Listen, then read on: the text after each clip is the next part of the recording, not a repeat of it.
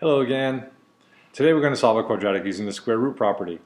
Now the square root property is a very specific property that only works some of the time. When it does work, it's really handy because it makes our lives really easy. If I look at this side of this quadratic equation, I have 4x squared plus 4x plus 1 equals 4. If I look carefully at this, I can see that this is a perfect square, or at least potentially a perfect square, because this is a perfect square. This 4 is a perfect square, and this 1 is a perfect square. If my A and my C are both perfect squares, or what appears to be my C, then this might be a square root property problem. So if I take the square root of 4, I get 2. The square root of x squared is x. And then I take, this is a plus sign, so I'm going to make this a plus. Plus 1 squared equals 4. That's what I suspect is happening here. I could go ahead and group this out, group it, and then factor it, and I should get 2x plus 1 times 2x plus 1. But I can also check this by doing my monkey face over here. 2x plus 1 plus 2x plus 1. Right? That's going to give me 4x squared. 1 times 2x is 2x. 1 times 2x is 2x again. Sorry about the messiness. And 1 times 1 is 1. And these two are going to have to 4x, which is right. That's exactly what I had. So once I get to this point, I can solve this by taking the square root of both sides. I can do that because this side here has this whole thing is squared. The inverse operation of squaring something is taking the square root. So that's what I want to do.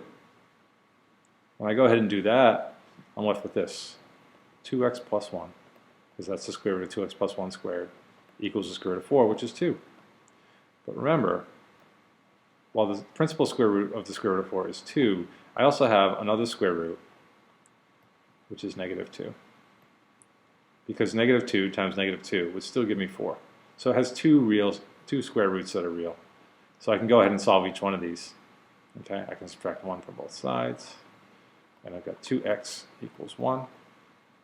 Divide both sides by 2. And I get x equals 1/2. All right, on this side I'm going to do the exact same thing. And I get negative 3. 2x equals negative 3. Divide both sides by 2. I get x equals negative 3 over 2. So my roots are 1/2 and negative 3 over 2. All right, so I'm going to go ahead and erase all this stuff. Remember those two values. And that's 1/2, 0, negative 3 over 2, 0. All right, so now I want to go ahead and I want to find all the rest of my information I need in order to graph this. So I'm going to do that. Now let's look at what I have. Okay. The problem I have here is that I don't know C because I have this 4 over here. I want that to be a 0 in order so I can accurately find C. So I'm going to go ahead and I'm going to get rid of that 4 by subtracting it from both sides. So I can subtract it to this right here. Now I can rewrite my function like this.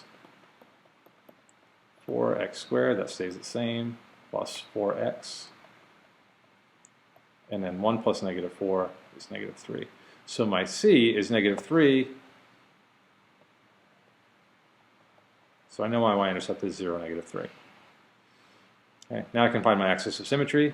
It's negative b over 2a. b is 4. So I have negative 4 over 2 times a. a is 4. 2 times 4 is 8. So that's equal to negative 1/2. And I would write that as x equals negative 1/2. So I know that x value of my vertex is negative 1/2. So now I have the fun of plugging in my fraction. Some of you guys I know will love doing this. That's at negative 1/2 squared plus 4 times negative 1/2 plus negative 3. Ignore that phone. Negative 1/2 squared is 1/4. And I'm going to multiply that by 4, which I'm going to write as 4 over 1. Plus I have 4 times negative 1/2 plus negative 3. All right. 4 over 1 times 1 over 4 equals 4 over 4, which equals 1. This is going to give me negative 4 over 2, which is negative 2. And that should be a plus sign, plus negative 3. So I have positive 1 plus negative 2 plus negative 3, which is negative 4. So my vertex is negative 1/2, comma negative 4. So I'm going to go ahead and graph that using my handy-dandy computer. And this is what it looks like. So I'll go ahead and I'll plot all the points, label all the points. All right, so here's my vertex. Whoa.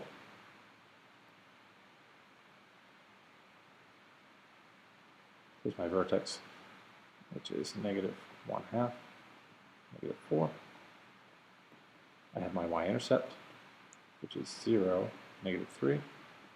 And I have my roots, which are negative 3 over 2, 0, and 1/2, 0.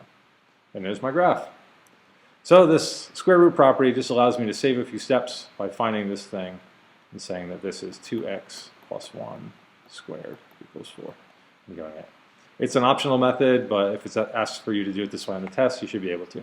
You could always check by doing it the other ways, using either the quadratic formula or doing the factoring using your grouping. All right, hope that was helpful. Talk to you soon.